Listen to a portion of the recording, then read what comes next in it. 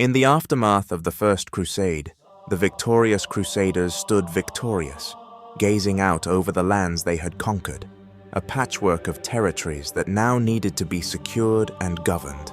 But the conquest was only the beginning of a new and uneasy chapter in history.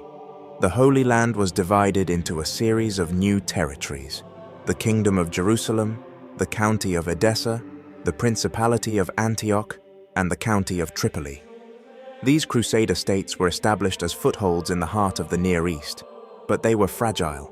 Each was a fortress, surrounded by lands held by an increasingly uneasy Muslim world. The Crusaders were strangers in a foreign land, reliant on reinforcements from Europe to maintain their hold. For a time, the new Crusader rulers prospered.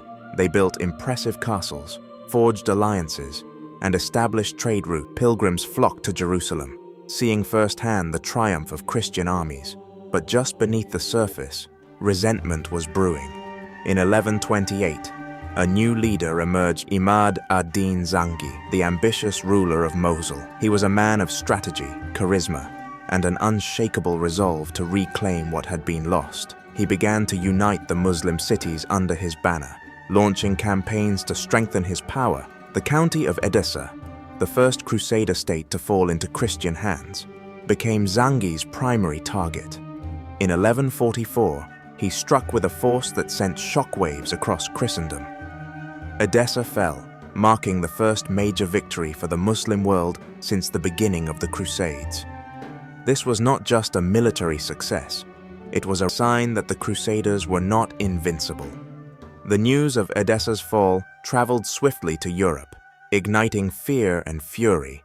But Zangi's triumph was only the beginning, for his legacy would not end with him.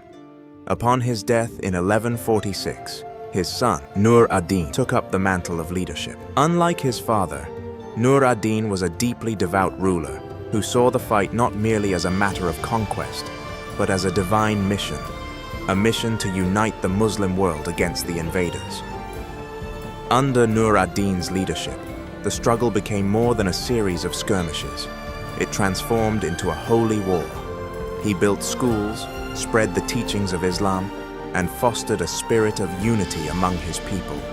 His influence spread far beyond his own borders, and the Crusaders began to realize they were no longer dealing with a divided enemy. As Nur ad-Din's power grew, the Crusader states felt the tightening grip of resistance.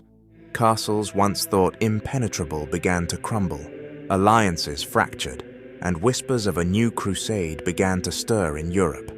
It was clear the conflict was far from over, and a second wave of Crusaders would soon be on the horizon.